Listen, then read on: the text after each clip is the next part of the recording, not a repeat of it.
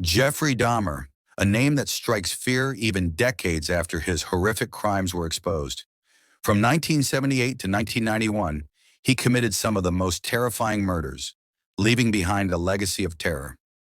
This is the story of how Dahmer lured and killed 17 innocent young men in a way that shocked the entire world.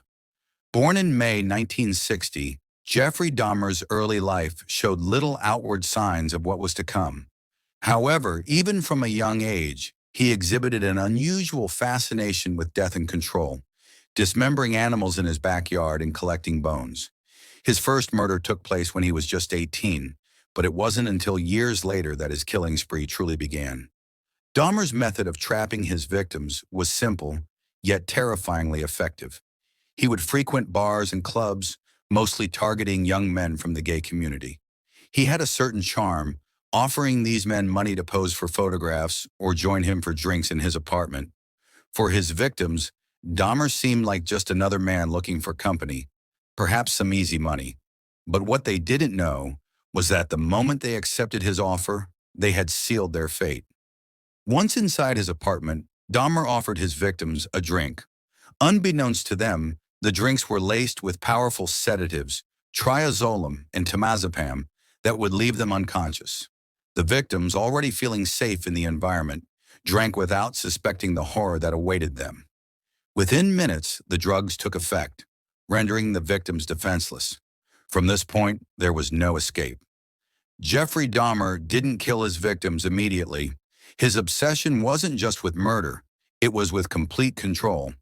In many cases, after drugging the victims, he would strangle them to death, a method that allowed him to dominate their lives and also ensured silence. But for Dahmer, death was just the beginning. After each killing, he would engage in horrifying acts of necrophilia and dismemberment. His apartment became a chamber of horrors, filled with gruesome souvenirs from each victim. Jeffrey Dahmer's victims were more than just names. They were young men with dreams, families, and futures. From 14-year-old Connor X. Synthesomphone to 31-year-old Anthony Sears, Dahmer showed no remorse for the lives he destroyed. Many of these men came from marginalized communities, making them even more vulnerable to Dahmer's twisted tactics. Their lives were stolen in the most brutal way imaginable. In July 1991, Dahmer made a mistake. His final intended victim, Tracy Edwards, managed to escape after being drugged and nearly killed. Edwards fled Dahmer's apartment and flagged down 2 police officers, leading to Dahmer's eventual arrest.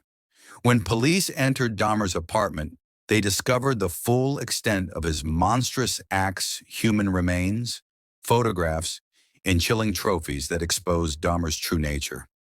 At his trial, Dahmer showed little remorse, admitting to the murders with a chilling calmness.